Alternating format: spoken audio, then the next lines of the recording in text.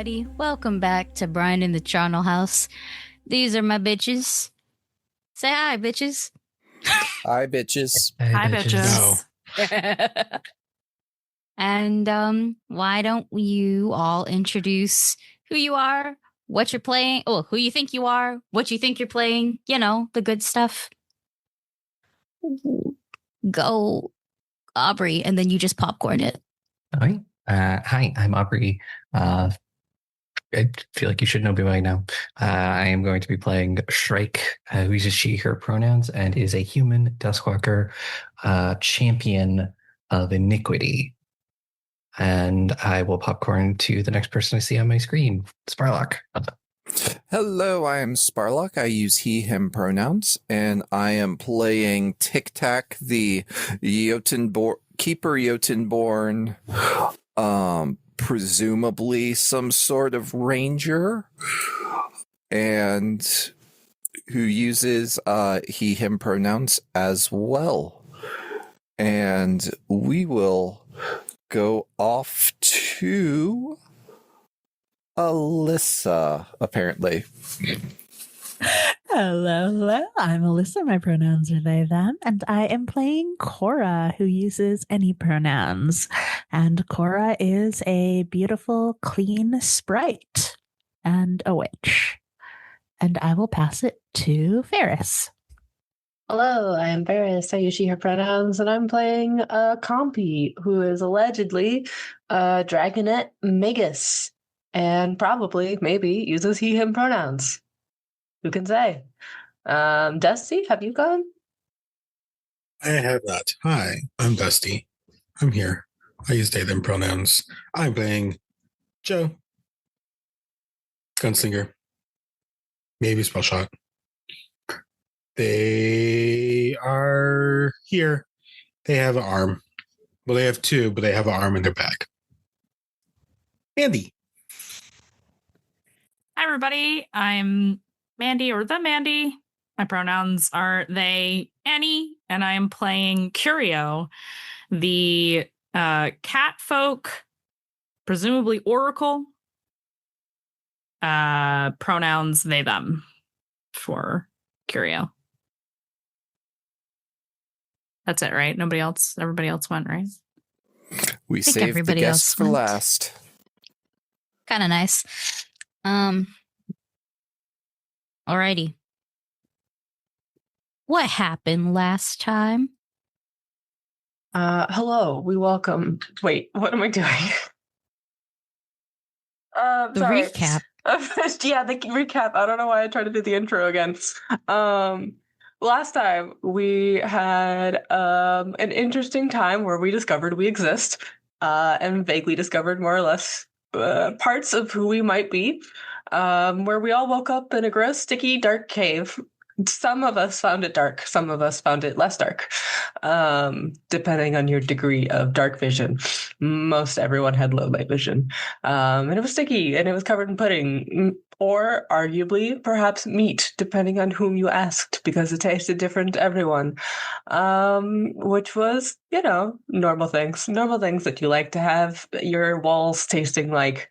Then we get attacked by some random people, honestly, a very strange collection of individuals who tried to eat my poor little guy. Thankfully, the group at large decided we shouldn't eat the little guy. The little guy does not deserve to be eaten yet. And so we killed the random people trying to eat at least one of us, if not more of us. And then some of us had some flashbacks into whom we might possibly be and why we could possibly be here. Something to do with tender flesh? ? Probably not a worrisome word or name. Definitely not someone who is very powerful and ancient and is known to be a very serious threat. Probably not a problem. And then we discovered we have nicknames. And that's all I recall. Yeah, wonderful. Speaking of wonderful, a memory for you, TicTac, is how we're going to start this session. You see, you're thinking. You are thinking and walking. Things that you can do at the same time. You're thinking back to the one thing you truly remember. To seek permission to lead a hunt. To lead a research expedition. You remember that in your bag, somewhere in your bag, you know you have a emblem of some sort, more like a patch ripped off from a uniform. You know that you were one of the lucky few to be sponsored by the House of Thane, and you work as their vassal. The House of Thane, you know, being one of the most important houses under the Order of Grotesqueries. You are important. This mission you are on is also important. And so perhaps you walk with a bit more purpose than the others. Are you leading the pack, or where are you in this marching order? I think I am leading ahead.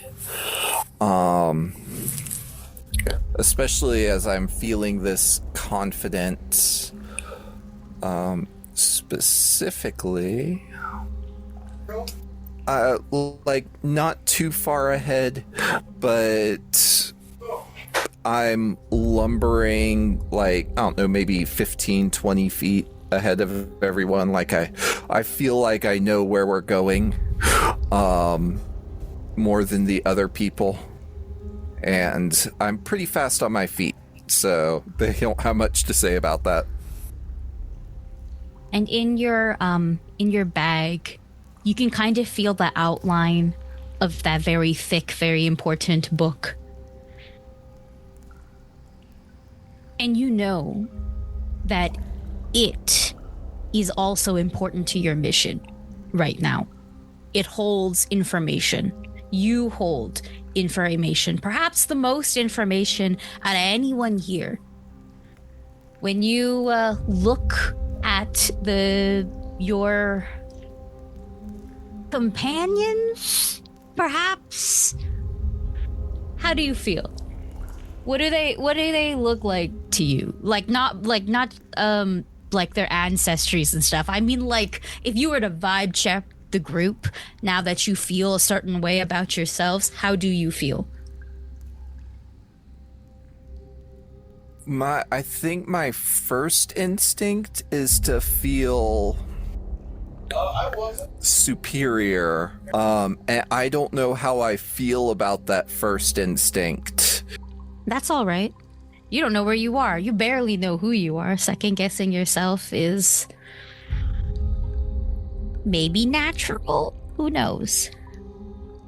But I'm just leaving you with that information as we kind of go upon the rest of the marching order. You guys have space to essentially do the 3-man walk on the street or on a sidewalk where you block the whole fucking sidewalk, and then you have to push back into 2 or even a single file.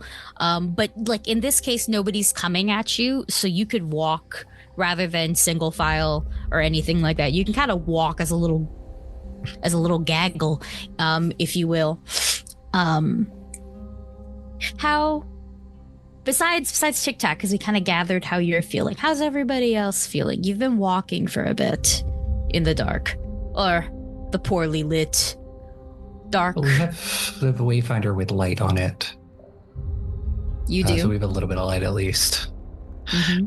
Is anybody else using any form of light, or are you all solely relying on this Wayfinder? I would say that, like, at one point during this travel, Joe was like, that switch they found like behind their ear tucked in where they could like turn off their smelling and their taste. They found another one on the opposite ear and realized they could turn it on, and they just start like emanating light from like just their body. And so they have turned that on, so just to give everyone more light. Has not commented on it whatsoever, just to be clear. Cora has not turned on any sort of light, but is also not walking. She has perched herself on TicTac's shoulder with or without approval, and is hitching a ride. If I recall correctly, Compy is also hitching a ride with Shrike. Yes, I believe so, because it was your wayfinder that I'm holding. The wayfinder. Yeah, I'm holding your wayfinder. Yes. Wife, way, what is the difference? Your wife finder. Yes, yes. What about you, Curio? Unless anybody else is pointedly making themselves the last person in the group, I would like to be the last person in this group. I do not wish to be in the front by any means. Is there any other reason why you want to be the last in this group? If anything goes wrong, I will abandon these people. Yeah, of course. Ironically, and that's how Curio is feeling right now. Like, okay, I need an out if something happens. I don't know what's going on here. The safest place for me to be is right where I am. So fully strategy, putting emotion aside. Okay, that's fair. I think it's funny that the cat folk is the tail end of the group, but puns. Do I get inspiration for that? Do I get a hero point for that? Yeah, why the fuck not? I mean, you can start off with 2. We get a hero point every hour as a reminder, y'all. Which, by the way, I was debating using this mechanic at all, but why not? If you would like to trade in hero points for memories, I will allow that. Of course, that means you are trading in a reroll or a get out of death free card. But let's gamble as you see fit. That is on the table now. Just to make it vocalized, so you may do so. But now that we have you're all together. You're walking forward. That's the direction. You're walking where the wayfinder tells you specifically, right? Yes. You will, when you look at this wayfinder, firstly, it is well taken care of. It's not necessarily new, but it's not worn out. It does look nice, though. It is, I've mentioned before, it's the Wayfinder of Rescue, specifically. And Shrike, you want to give me a perception? Yeah, I can do that. That is a natural 20 for 32. Stinky. So this is something that perhaps Compy hasn't noticed yet, because you haven't had the chance to really look at your Wayfinder. But for you, Shrike, since it's like right in front of your face, you can see that this Wayfinder actually has some initials and a little message kind of inscribed in it. The initials are CT, the letter C and T, and the little message is so you always know your way home. Kind of inscribed nicely in like a half spherical shape. Yeah, and I think noticing it, I would turn towards Compy on my shoulder and say, does this mean anything to you? I say as I point out the initials and the quote. Compy would consider it, mull over the 1.5 memories that he has, and then say, yes, I actually think it does. Pleasant. That's good. That means the memories have of weight, of pleasantness, and that they are leading towards good things. We can only hope. I have much hope. Because when you are lacking all things, what can you do except compensate in the best ways? You said it, not me. Also, the Compy, when it's pointed out to you, the initial C and T, you can kind of infer. Chuntao, right? It's just Chuntao, yeah. But Yeah, I you would figured. know that her name is one word. It's just it just makes more sense. Like her name is one word. Okay. Yeah. But yeah, your Wayfinder does have light. It does have those little initials on it, which you are now aware of. And gonna move on. You know what? Let's ask a couple of y'all how you're feeling, actually. Cora. Bad. Cora, bad. If you have more narration, I'll listen to it, but I'll tell you how Cora is feeling. It's bad. Bad. Why are you feeling bad, Cora?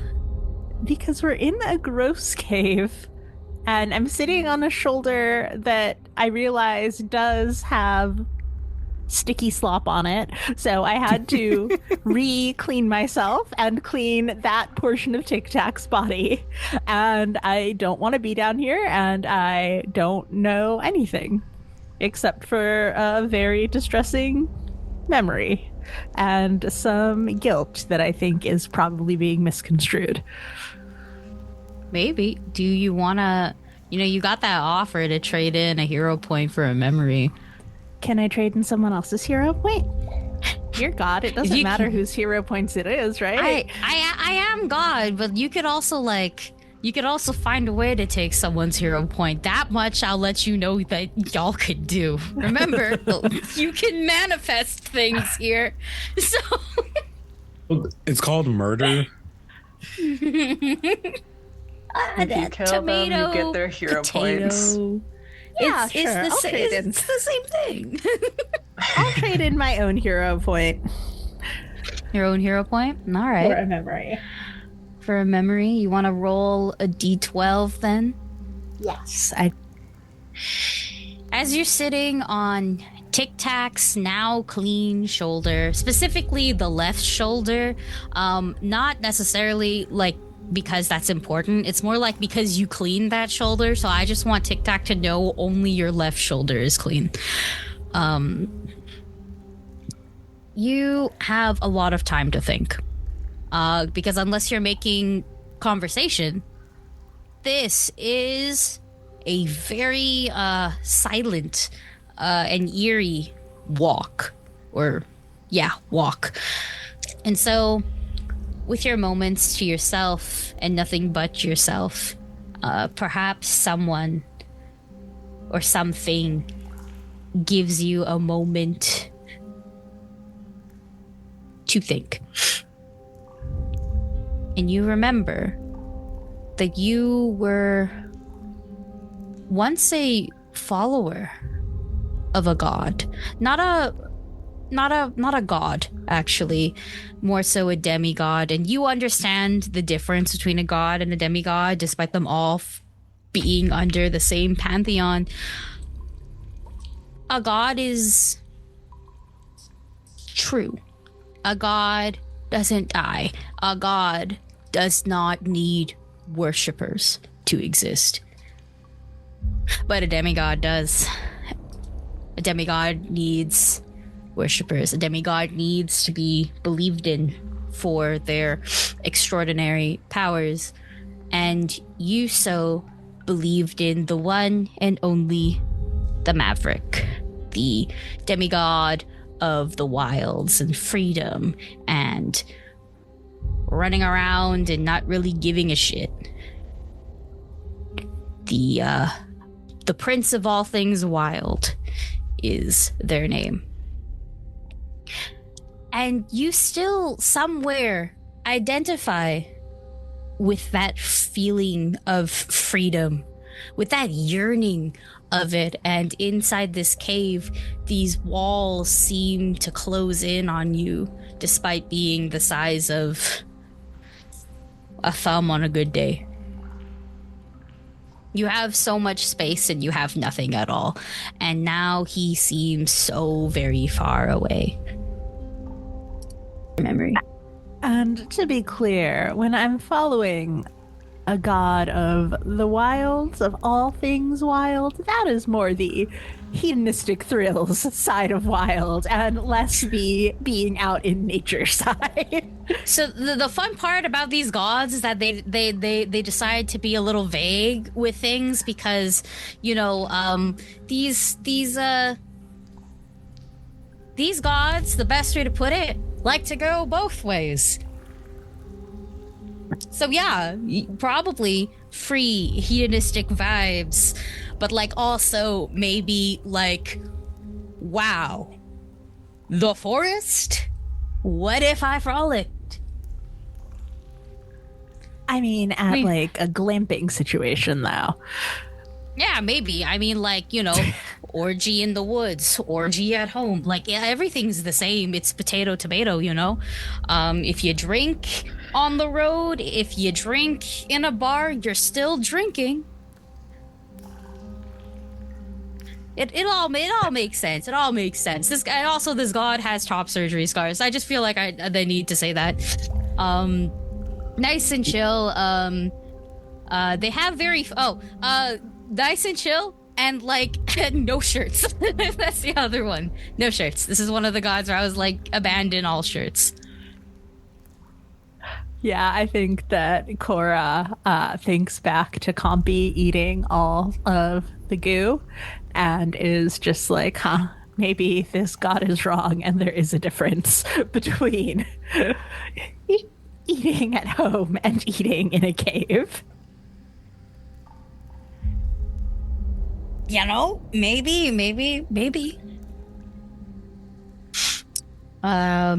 Joe. Mama, how are you feeling? Sorry, who was that? Just Joe. Okay. Mama, how are you feeling? I will do this bit, Aki. I know.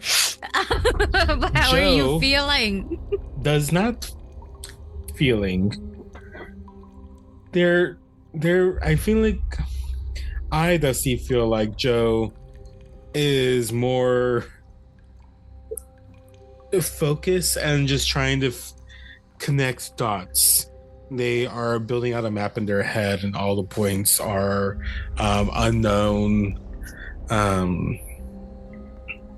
They are not necessarily trusting of this group of where they are. They don't know if the random people were trying to eat the dragon for good reason or so hungry.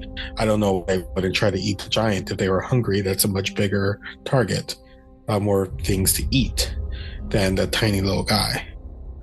And then they think about the arm in their bag, and in a regular tone, just going to actually ask while they're walking, did anyone find anything important that they have on them that you don't know about?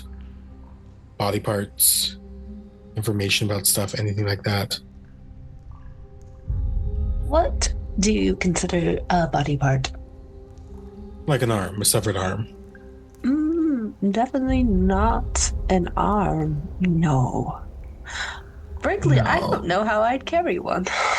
The only body parts I have are attached to me. I do have a bag of hair, though. You aren't one of them cannibals, are you?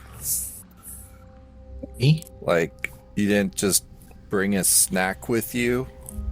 No, I can't taste. Well, I can taste. I can actually taste very precisely, only when I want to. Why are you asking specifically about the severed arm? Because I have a severed arm in my bag and I don't know why it's there. Interesting. Can I see? When we're somewhere safer. I don't know when. Is it bleeding in your bag? Is it? Do you know what it's from? God. This is Yes. Dustin. It wasn't bleeding. I remember you said it was stinky and severed, but Yeah, it's not bleeding. Perhaps it was. It's a little bit hard to tell because you can't like look in your bag. You have like a smuggler's sack, I believe, is what I gave you. yeah, So it's smuggler's sack bottomless. too, so it's like it's in there. I'd have to actually grab it. Yeah. Yeah. So it's you know it's stinky, and it's stinky probably because perhaps it is in some form of decay, but it didn't feel like wet when you picked it up. Okay. Though to be fair, your hands are a little like chuck because you got rid of the slime by rubbing your hands in dirt and then wiping it off like that. Yeah. And that still feels like a sensation, right? So, like if damn, I was like getting my food ready for the day and I realized that this is like a sensory nightmare for for people who have sensory issues in this cave, and I was like, I feel bad for all of that. But yeah, no, it's so your hands feel a little weird, but I wouldn't say that it was like wet from blood per se. Okay, then yeah, I think it was it was not actively bleeding. It may be in some sort of decay, but it was in my bag. What size would you estimate it to be, or could you pin down what sort of ancestry it comes from? Is this Hard to say. Humanoid, bigger than alright. you, Many things are. including this arm that's in my bag. Not much in the way of narrowing it down. Dusty, you do remember that it was distinctly like the same size ish as yours, in terms of like, if you were to put the size categories, but you only have up to the elbow, not the whole arm per se. Okay. Then yeah, I think like humanoid, I mean, probably an average height, it was up to the elbow. So the forearm, the upper arm is gone. Did you have a chance, per se, to examine it for any sort of identifying markers, such as a tattoo or scarring of some kind? I did not really examine it as I woke up not knowing where I was. And Understandable. I heard explosions of fire nearby, so I went to As one investigate. does. We must endeavor to take a look at it once we are in a better location and perhaps more illuminated. Perhaps, mind you, again, Joe is glowing, not in the sense that they have a 7-step skincare routine, as it's probably like at least 80 lumens, if not more. But they would say we should probably investigate that hair that you said you had. Maybe it's from the same source. Get an idea. It would be very difficult to tell. I think all I know is it is important. It's important hair. It was for something. Fascinating. It's well kept. Or was, I suppose, before it was severed from its source. Now that I'm asking questions, do you know why people were trying to eat you? I haven't the foggiest. Does anyone know why people are acting of a cannibalistic nature, or rather eating sentient beings nature? That is cannibalism. I'm a little bit worried about why you're making that clarification That is an with interesting your severed clarification. arm. One must be precise when asking questions. It's true. Very helpful. I'll take that as a no. I I have no idea. I think we all have roughly the same amount of knowledge that you do. It becomes very clear shortly that you could just keep going on and on and on in this direction. It actually almost feels like you've been walking for somewhere between hours to days. Really hard to distinguish between either, honestly. You do know that you're hungry. You do know that you're thirsty. Some of y'all know that you're sticky because you still got that slime and now blood probably all over you. Until you finally reach a fork in the road. 2 paths. They split somewhat evenly. Does the Wayfinder pick a direction? It does not. Is one less sticky? You can make a perception roll.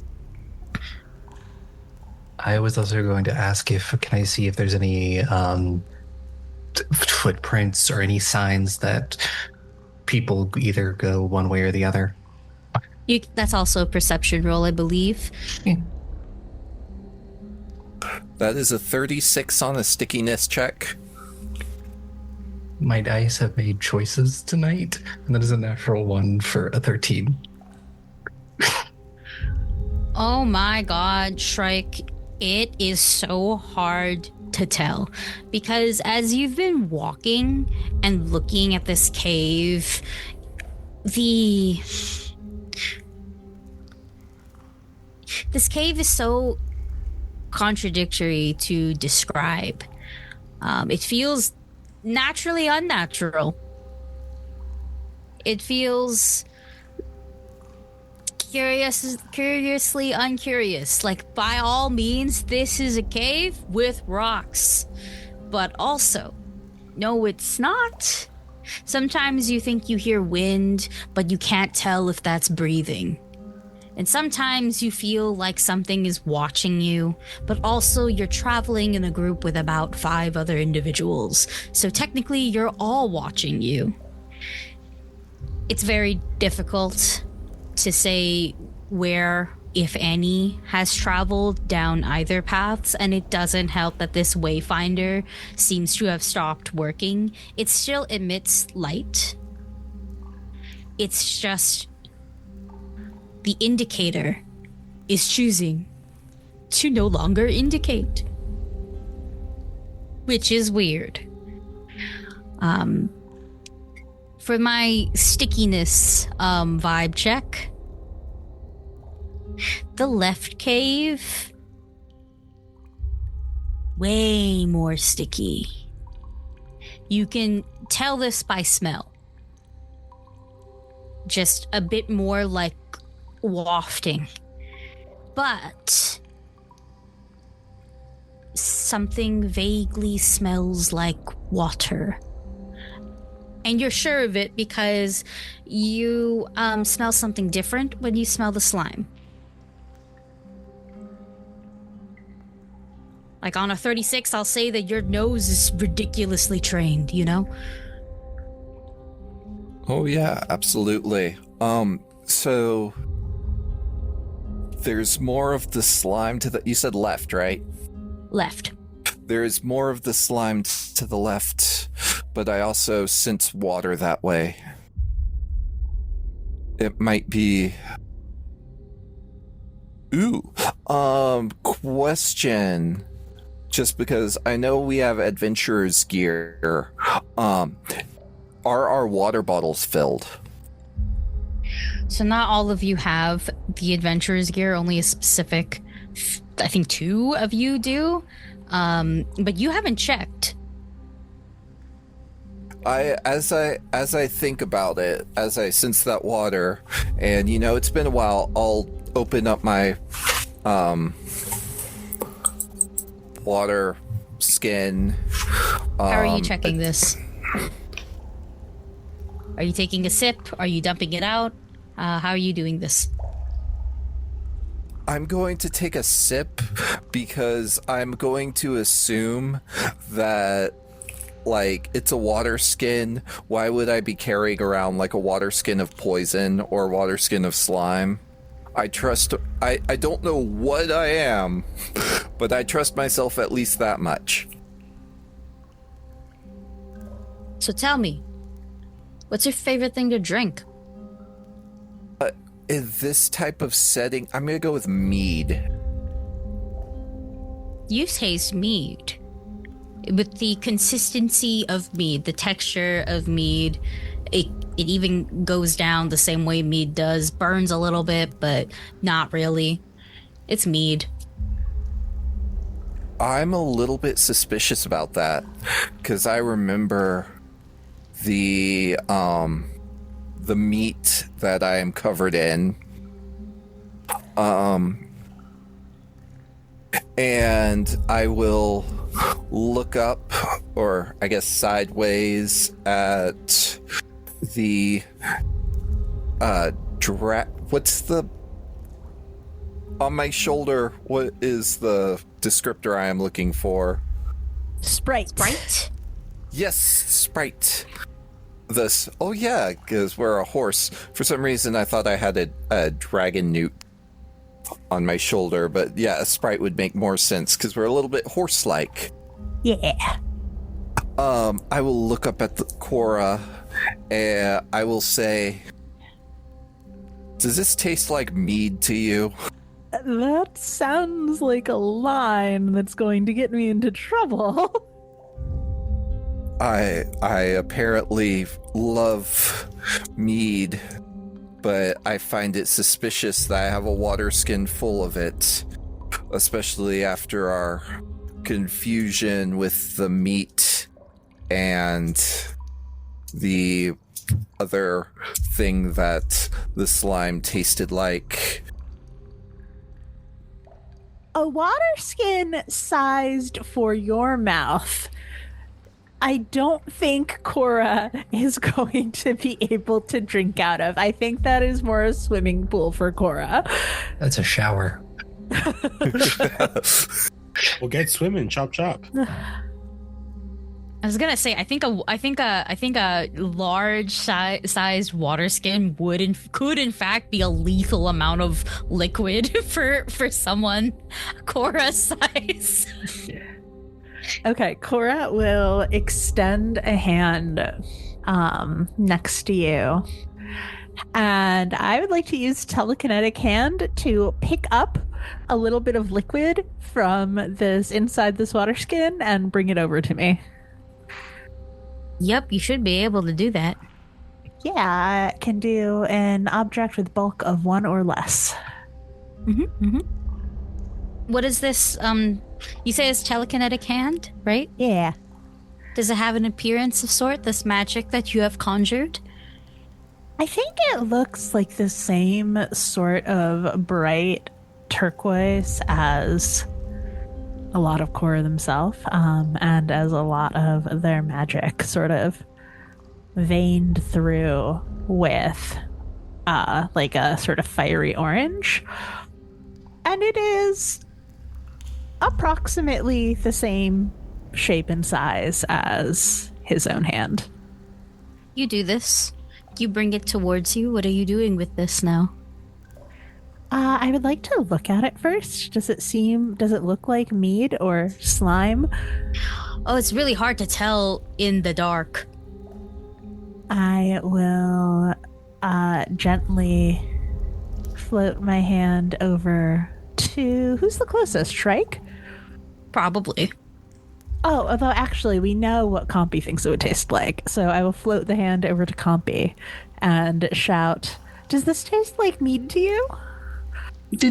I suppose in the name of investigation I can find out. Why? It tastes too good, it's suspicious. Where did it come from? My water skin. And I realize this is perhaps an unuseful question. Do you recall filling it with mead previously? I do not recall anything of the sorts. Understandable. I thought I would ask, just in case some of us, are remembering little bits and pieces. Being so interested in mead. The hand dispels and the liquid falls all over Compy's head. Compy, do you wish to dodge? Yeah, why not? Okay, and Shrike, do you wish to dodge? You two separate people here have to make some... Yeah, sure. Okay, reflex saves. Reflex. Let's see. Let's see if I have an instinct for dodging things. And we'll just use Cora. We're just gonna use your spell DC in this case, just to make it work. Yeah. 32. 31.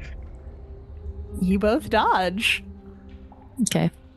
While this is happening, I think Curio is going to look around a little bit at this intersection.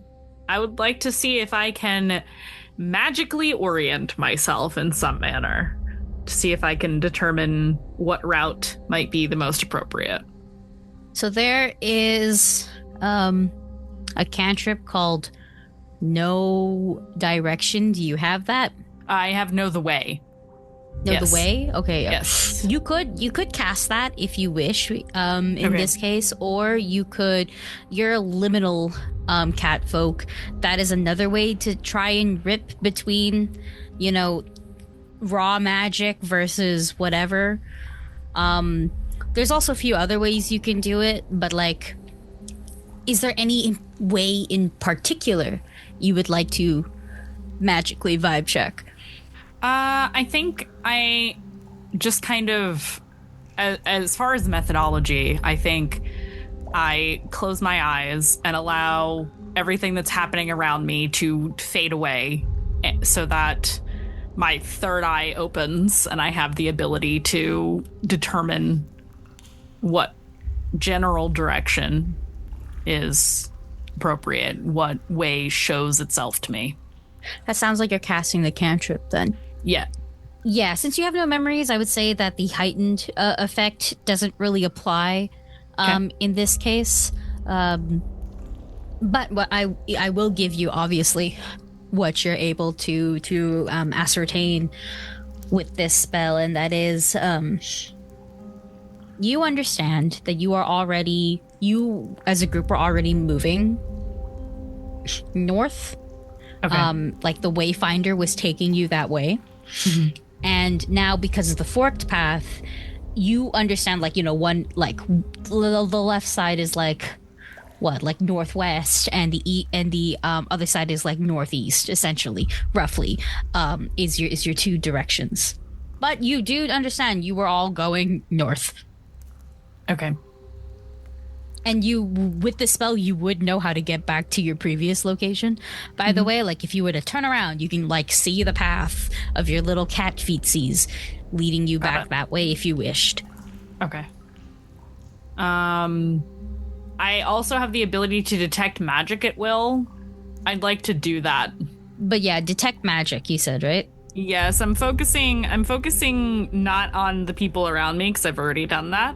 I want to see if there's anything magic in either of the directions. Mm-hmm. So besides everything else going on that you saw before, you were all wearing and you own magical items, and then Cora herself is essentially a form of raw magic as well, so you can kind of tell the difference.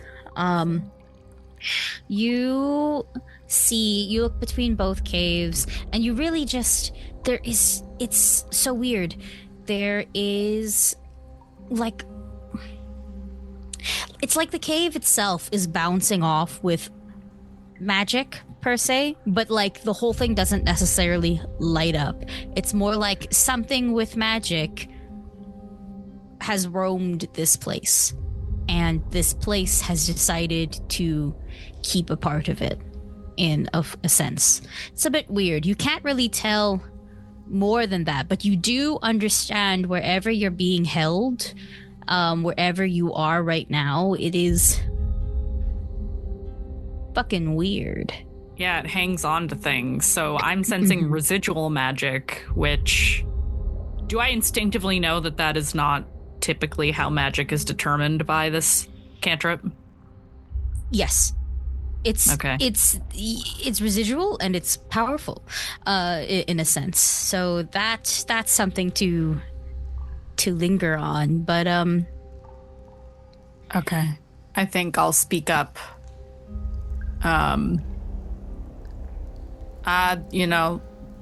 Something of note as we progress. There is residual magic here. That is not normal. That is strange. Yeah, I have to agree with you there. Oh, do you think that it's all the slime or something else? Does it appear separate to me? Because I can see the magic. Is it where the slime is, or is it something else? It is where the slime is. Okay. Mm-hmm. And the slime is everywhere. It looks like the slime is magic. Don't touch or eat it. Cora will do another telekinetic hand and pull a little bit out from TicTac's flask again and say, "What about this?" Is that magic? Is it the slime? Yes. That is... Why is there slime in the flask? I gag a little bit. In fact, there's so much slime, the flask is basically glowing because of how much slime is in this flask. Oh. Well, then I think it seems clear that if we have any food or beverage supplies upon us, they are surely tainted now. Is it sentient? Or is it just magical? I can't tell if it is sentient or not. I can tell you that it is residual magic, not innate. Can I do, I guess, like an Arcana check? Or Arcana or Religion, Aquino / GM? Yeah, anybody can do so. I'll allow Arcana, Occult, Religion, fucking any type of monster hunting lore, Survival as well. Just let me know what you're rolling here. I'll do a religion. I'm going to do occultism. Try. I got a 30-30 on Arcana. Using a hero 31 point, on all survival. right. 25 occult. I have pale moon stuck in my head. So the song, and so I'm just fucking boogieing down from like my lower half. You see me bobbing up and down. It's because I'm thinking of the song. Sorry, I had to math. My brain is absolutely fried today. I got a 30 on my occultism. Nice. 24 on my religion. Okay. So let's do the religion first. You really don't know what's going on here, Shrike, and it's difficult because you feel like you should know. You feel like you, on a different circumstance, on a different day, you would understand what is happening. If there is a divine aspect to this, it's not revealing itself to you. You're not really sure at all of this connection, what's going on, and you kind of feel a little lost, unfortunately. Survival, right? We had a 31, and Joe, you rolled survival or Arcana? Or what did you roll? There you go. Arcana. Arcana? Okay. So survival 31. You understand that this slime is appealing to you all individually. You all say you smell different things. Some of you have tasted different things. You are able to put two and two together that if Compy were to have taken a sip after looking at this slime or liquid or whatever it was coming out of the skin, Compy would have tasted something different, because in Compy's brain, Compy is drinking something and not eating it. And while you could argue if pudding can be eaten or drank, it would have been different because Compy's brain is understanding that they are drinking something from a water skin. Which is why you tasted something different. On your shoulder, it's meat. In your water skin, it is mead. Both start with M, but it's the wrong kind. And you do smell the difference. That's how you rationalize it. That's how you put two and two together. Arcana had a 30, correct? Correct. Yes. Residual magic is the best way to describe what is happening here, and so the effect you could say is magical as a base, but the exact effects wouldn't pop up. It is the equivalent of suggestion, and so that is how you're processing what is around you. You're just surrounded by tempting slime, and it's tempting the others to eat it. And you're pretty sure if you had your sensory stuff turned on, it would be doing the same to you. Mm-hmm. And so to you, it looks like slime. It's not necessarily influencing you, though you're certain that if it got in your mouth somehow, it would influence you in some way. Whether or not you can taste it. Mm-hmm. That much you can kind of logic out. Occult, very similar with the residual magic type of shit.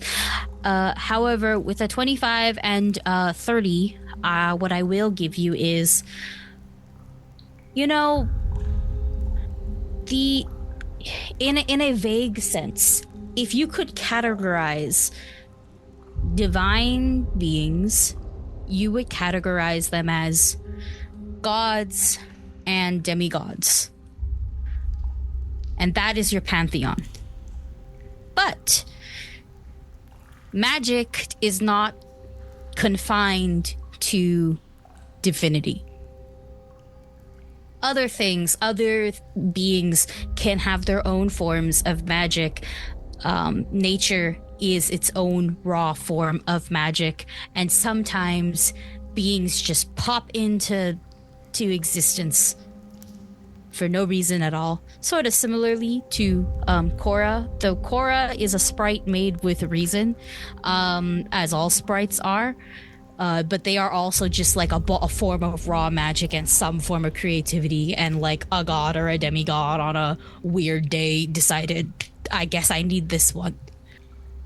And so because of that, you guys are aware of the third category, which is in modern terms known as other powers and mystical phenomena.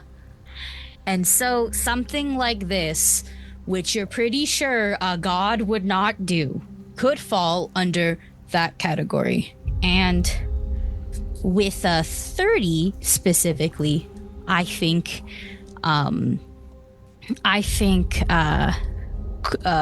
Curio would be able to put two and two together and recognize that there's a few that do weird liquid shit, but the one that feels correct to you is the voice of depravity, also known as tender flesh. Got it. It comes full circle. It does.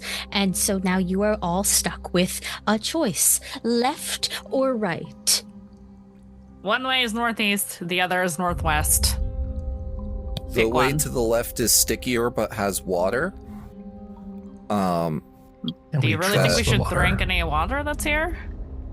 We think that's the source of what's creating all this. It smells distinct from the meat and the mead. The meat and the mead. The slime. Okay. Might be worth a shot if it is actually water. Maybe the rest of us can. I look down at myself. Get whatever the stuff off of us. Oh. I think I realize that the other people around me are all like dirty. I think I have prestidigitation. I think. Or the equivalent. Oh no, I don't. I'm sorry. I'm not dirty, but I'm Wrong not offering. character. Wrong character. It's okay. It's okay.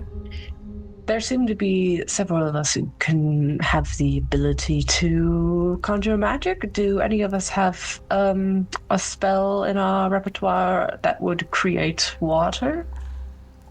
I can create fire. That's That it. is close. Definitely very close. It would fix the problem. by a little close bit you mean faster, the but it would opposite. fix the problem. It does burn off, but I think it would hurt you and not me. Well, truly, I don't know. Because Then go towards the Some- water. some dragons, I think, are resistant to fire, and I have no idea if I fall into that category or not. It's a fun science experiment. Yes, we are doing such delightful experiments. Nothing to do Given- but try. Given we just went through the process of making sure you don't die, I don't feel like experimenting. If we since we don't have any rations, we're gonna be dead sooner than later or insane if we don't go towards water. Yeah. What Well, we could do is make a note of the passage we are going down so that we may retrace our steps should it not prove to be a good passageway to take, and we may take the other one without becoming lost. Assuming That will be easy, as the long as layout. things don't move. Assuming the layout of this cave does not change and the slime that is magical and We cannot account for everything. We are working at a disadvantage here. We can only take the steps that we can take. well, since those require water, we should go towards the water. I will usher Shrike towards a wall and then scratch a mark on it. How do you usher her? Are you like pulling at her hair like reins? Like Ratatouille? Mush. No, if no, it no. helps, my hair is down in like one long braid. Absolutely not. That's much too rude. I will simply gesture towards the wall and say, if you please, madame. I'll go over and let you scratch the wall. I figure I should put it at eye level for the majority of you versus mine, which could be anywhere. You make your mark. And you are all going left towards water. Also, that would be northwest. Yes. All right. You make your mark. You make a mental note. And you move towards water. It takes a minute. This walking, the silence. But soon you will all hear it. It is cold and dark, and then it starts to feel somewhat damp, and you do notice a distinct in between. Here is the cave, and then there is water. There is enough space to make up camp, and as you kind of reach this destination of sorts, you all, despite walking or not, feel ragged. Armor is heavier. Your eyelids equally as heavy.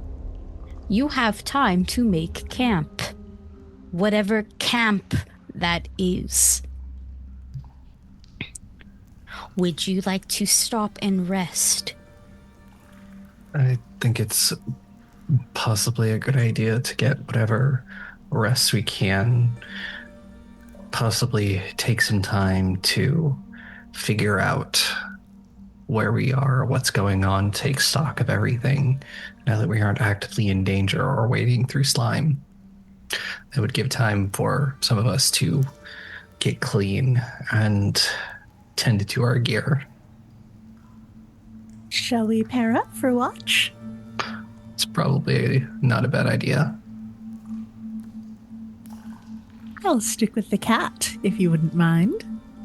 I don't mind. I'll look at Compy.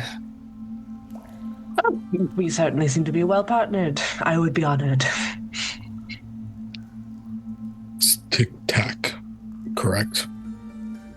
Yes. Okay.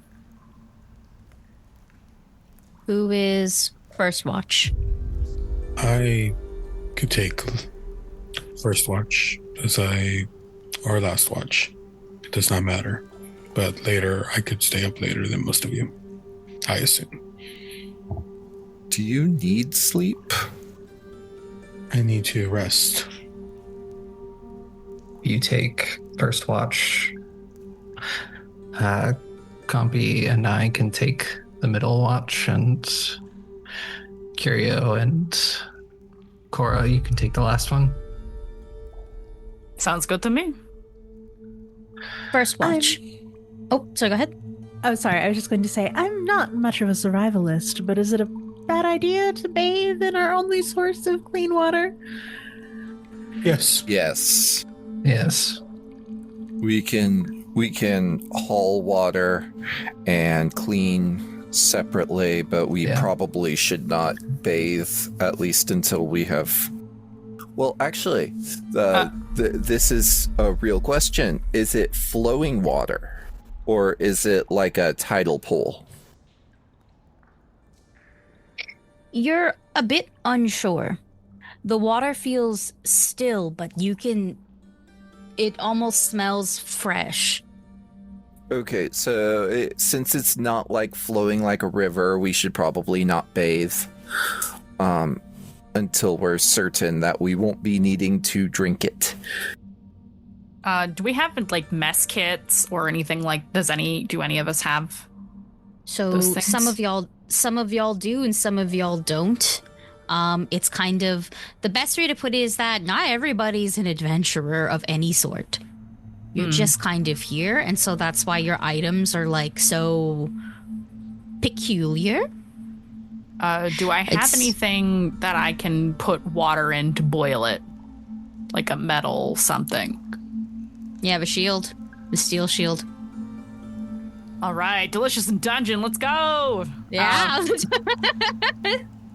Nothing is stopping you from that. I will say that you guys can find some form of kindling. You can kind of create that in a sense. So if you wish to set up a form of a campfire, you could. Also, you have magical fire as well, and that does exist. So I have there's flint just a and few steel ways. as well. Yes, you do. Yes, you do. So there's a few ways for you guys to get a fire going, to get ways to boil water. You just have to be a bit scrappy here. I would also say that some of you are wearing metal armor, or you have metal pieces in your armor, and so you can take that off and kind of sacrifice it for the bit here to use it as some form of a cup. I would, but I don't know if it'll be helpful coming from me. I mean, it's a U-sized situation, so if anything, it still helps you and Cora. That's true. Mm-hmm. We can share a breastplate. If I use my shield, is it going to damage the shield? I would know. I think if you leave it on for too long, potentially it could, but otherwise a steel shield is rather durable, I believe. Shields in Pathfinder have hit points, and you can fix it as well. So that's a thing. Also, Compy, you do have an adventurer's pack. You have a U-sized adventurer's pack. Yeah. So you don't have to sacrifice the breastplate. Okay. It doesn't like specify it's got like a mess kit, but I'm like, it's got rations and like flint and steel and stuff and soap. If I have soap, surely I packed a cup. Mine, you didn't specify mine, so I was going with I don't have it. Yes, you don't have it. Specifically, Shrike. You have other things. Let me drink out my warhammer. Mm-hmm. I think without much to do, Curio will scoop up some water in their shield and set it down and go about like boiling some water. You need something to bathe with? Let's make some. You all make camp, and we're gonna do first watch. First watch, I believe, is Joe and TicTac, correct? Correct. You guys can make perception rolls if you'd like. Sure. I would also, during this watch, would like to examine the arm. But Of course. and make a perception as well. Mm-hmm. And I will say you should have some form of magical light. I am the magical light, yes. Yes. It's a 19 on the dice, so that is 37. And 35 for TicTac. It is eerily quiet. You can hear everybody else breathing. And whatever the water is quite still, but you can even hear its like brief movements as you like perhaps scoop up a cup and then boil it or something like that. Now, oh yes.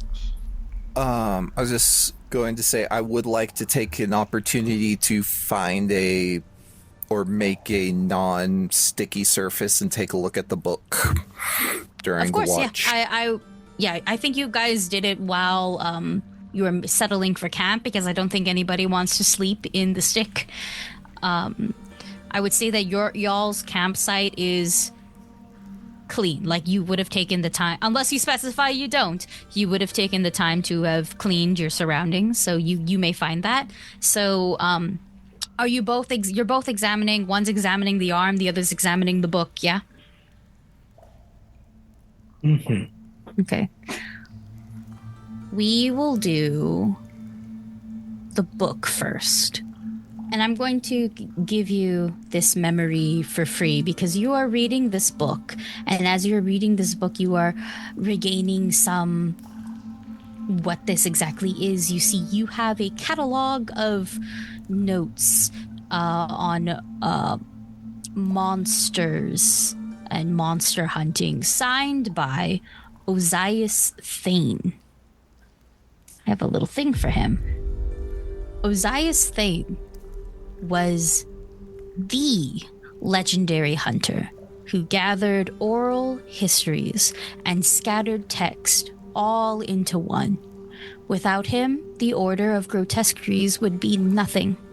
Without their work, locals would continue to believe what lurks in the dark can rule over them.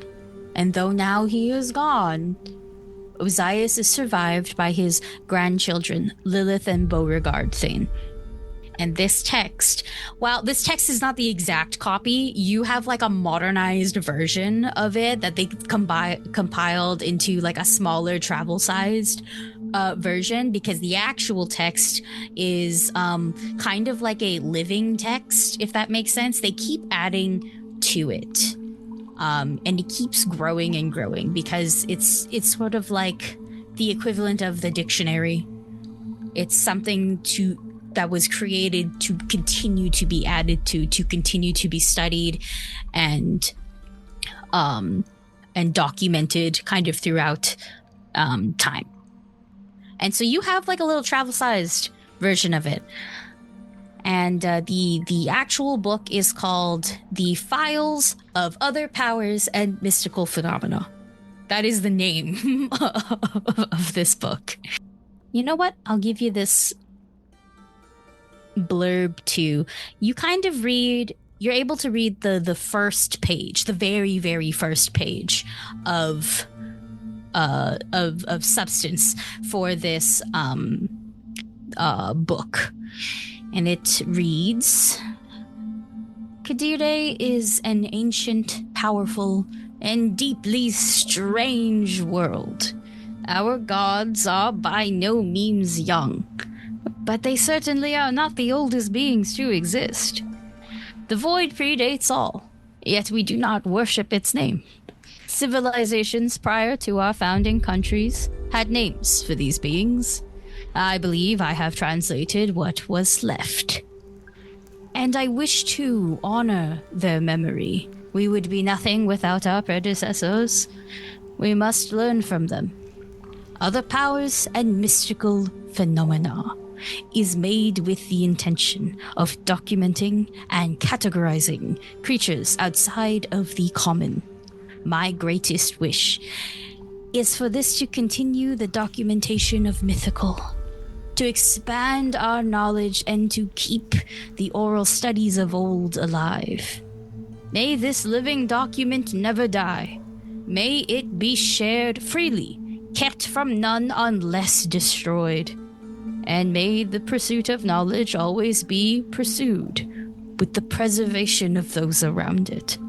Ozias Thane, page 1 of the Files of the Order of Powers and Mystical Phenomena. You also can find a glossary, and this glossary's got everything. Is there anything in particular that calls to me in the glossary? Like, am I like, oh, this will be useful if I, need to look something up later? Or is it, oh, this is important stuff that I should study up on because I don't remember? Well, the thing that probably strikes you the hardest is the bit on tender flesh. Absolutely. Mm-hmm. So I will study up on tender flesh with a special focus on their... I'm trying to think of like the wording from like Control. Their supernatural manifestations, I think is a good way to put it. Make a will save. Oh. Okay. 22? No. You want to use a 0 point? Yes, I do. Well, like, if you were asking me that, how about a 35? 35 will definitely do it. I was like, damn, you really don't want the 22. So I just letting you know, you went from a critical fail to a success. For a moment, your eyes feel incredibly tired. And for a second, you struggle to open them as if they are stuck together. But you rub it. You rub your eyes. You rub whatever was keeping them together. And for a second, your ears are just like filled with this hissing sound. And then you open your eyes. And it's gone. It's painfully quiet again. And you're able to read a little bit, is what I will say, before perhaps you think, shit, I'm getting tired. Also, it doesn't help that Ozias kind of like, while he, like, his writing is, like, it's extremely him. Like, this is like a documented first encounter. And they keep all of his parts in and then add to it. You are able to find, I'm sorry, you were looking for the little mind control-y bit, the slimy parts, yes? Yeah, supernatural manifestations was the word I used, but the slimy parts. Yeah, I like that one. You're able to understand that while there is much more to the tender flesh that you need to take more time to read, what you're able to uncover tonight is that this thing sings. It is able to lure people out of safety.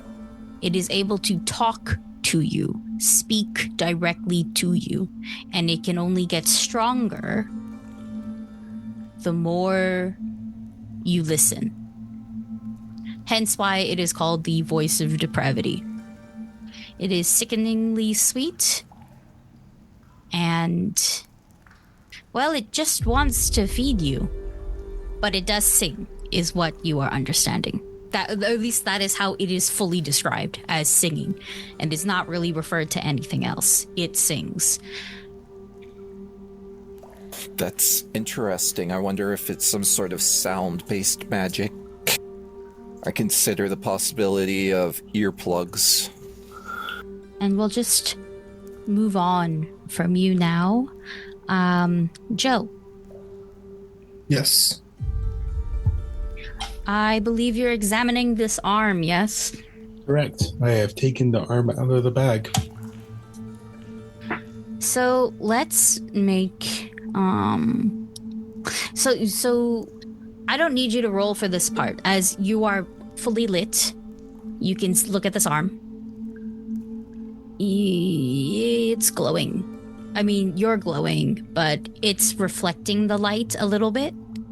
And it is covered in writing. The entire arm, from fingers to palm to the front and back. Interesting. What is this, like a common language, or is it like... It is code, is what you can tell. And I'll give you this for free. As you're reading this, you are picking up on specific languages that you are beginning to recognize. And you remember that you are a bit of a linguist. You speak about 7 languages. You can learn more. You find it quite easy, actually. And the specific languages you speak Common, Sign Language, Elvish, Dwarvish, Necro, Diabolic, and Orcish. And you do see those languages, besides Sign Language, on this arm. Mm-hmm. I'll give you a list of the languages afterwards. So if you wish to read these languages, you may. It's 100% code deciphering, though. Yes, I'm going to 100% spend the time. In fact, I'm just going to give you this. I'm going to spend more time paying attention to this than looking around. Okay. Well, in that case, are you comfortable with me using your perception roll from before for this decoding? Sure. All right. Which point do you want to focus on more? There are the 5 fingers, the palm, the front, which is written vertically, and the back, which is written horizontally. Is there like easy like determination of like where this begins, or is it just kind of like meant to be read? It's that part is a little bit difficult. It's kind of like whatever. You're able to determine that the fingers are separate, the palm is separate, the front is separate, and the back is separate. Fascinating. I'm going to start with the fingers and the palm. With the fingers, you're easily able to decode it, saying from thumb to pinky. This hand has 5 fingers, by the way. It is a 5-fingered arm with no incisions anywhere. So this is a natural 5 fingers. See, hear, feel, write, share. Oath of the scribe.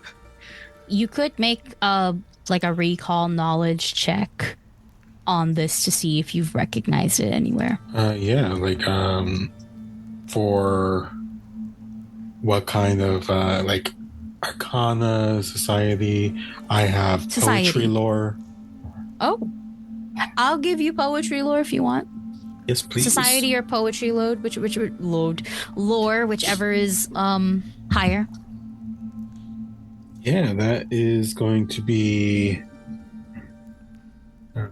Religion is also an option. Sorry. Religion is also an option. My poetry lore is actually higher. That's going to be a total of 29.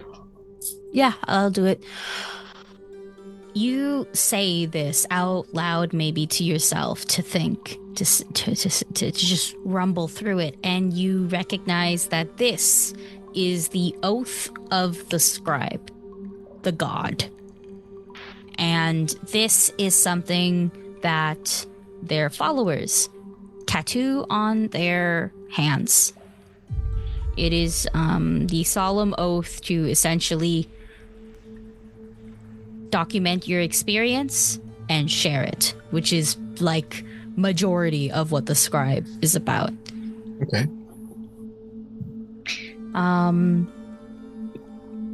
If you are attempting to figure out what the palm says, that's going to be another perception roll. Okay. Unless you have some sort of decoding thing you could do. I would also allow like society, maybe.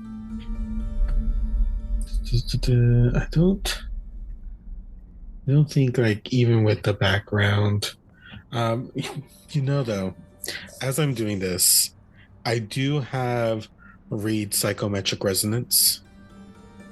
What does that do? It's the feat that allows me to read the last psychic impression left on this object. Oh, and since it if you is want to do that, no longer attached to a living thing, it is now considered an object. If you want to do that, I'll allow you to do that. Yeah, I want to do that. Let's see the effect, specifically, like, this is what it reads, but I could spend 1 minute concentrating on the object to get a vision of the face of the person who imbued the item with such emotion in the first place, and I get the associated emotions or the vibe left by it. Yep. That's perfect. You gain a memory for this. What does this look like, this spell you're casting? It's not even a spell. It's kind of just like an innate ability like I have. If anything, then what does... it would probably look like Joe has been glowing from just like their skin or whatever. I think if anything, the glow of the light maybe dims slightly as they're concentrating on this, and maybe the color of the light changes to whatever color is being associated with this. The color that it is being associated with, I actually have something for that. It is silver, white, and yellow. Bit of a gradient. And your memory. As you study this arm, your eyes dilate in a mechanical way. And you remember something. You were out in the Ember Dune ports, surrounded by desert, but in a port city of sorts. It is a airship port city, for you see, this is one of the only ways to travel in Mithram. And you are hunting someone, and you have found your mark, a follower of the scribe. You see yourself cut off their arm. Your prize, the thing that you were sent out to retrieve, with most important information to someone to you. And you simply leave them left to die in the desert before re-entering the city. Perhaps their corpse is still outside. You're not 100% sure, and that's not necessarily your problem anymore.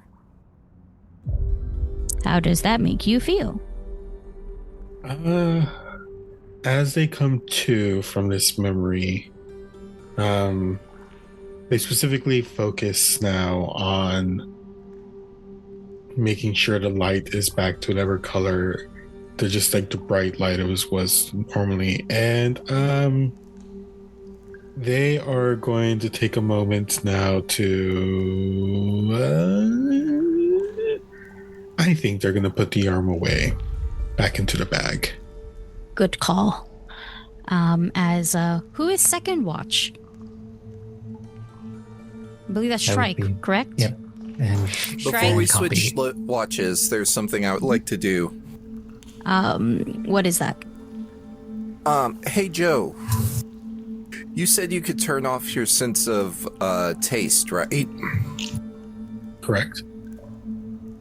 Are you able to turn off your sense of hearing?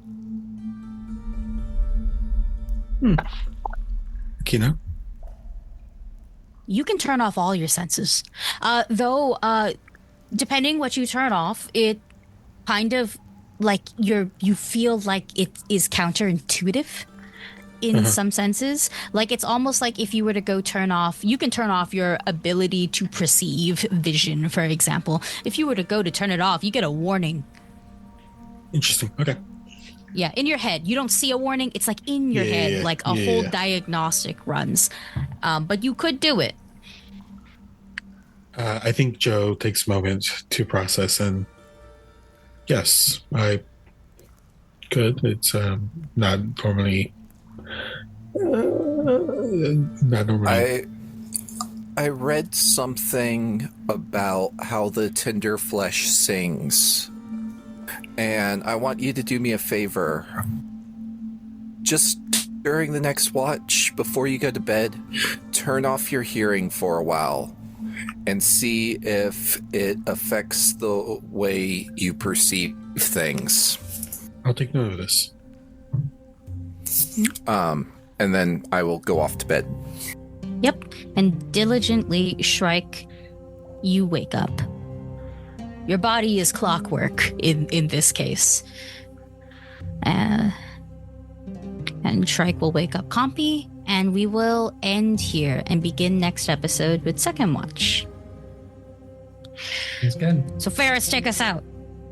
Thank you, one and all, for joining us. This has been Gobbles and Gays. We have been playing Brine in the Charnel house, and we are slowly remembering things that we didn't know before, and that is how this game works. Yeah, that's all of us. Hi, bye, have a good day.